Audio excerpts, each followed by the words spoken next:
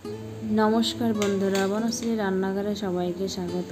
আজ আমি নিয়ে এসেছি কুমড়ো ফুলের পকোড়া রেসিপি। চলো তাহলে দেখে নাও ঝটপট কী করে এই রেসিপিটা বানাতে হয়। প্রথমে আমি কুমড়ো ফুল নিয়েছি। কুমড়ো ফুলটা ধুয়ে পরিষ্কার করে কেটে নিয়েছি। দিয়ে দিচ্ছি পেঁয়াজ কুচি, লঙ্কা কুচি, ধনেপাতা কুচি, বেসন 5 টেবিল চামচ, চালের গুঁড়ো 1.5 টেবিল চামচ, নুন স্বাদ মতো, হলুদ গুঁড়ো সামান্য পরিমাণে। এবার এগুলো ভালো করে মিশিয়ে মেখে নেব।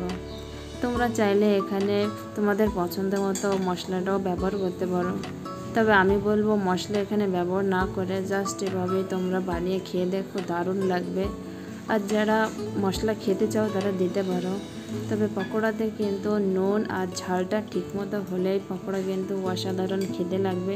আর যারা ঝাল খেতে পারো না তাদের ঝাল দেওয়ার দরকার নেই, যেমনটা খেতে পারো তেমনটাই দেবে।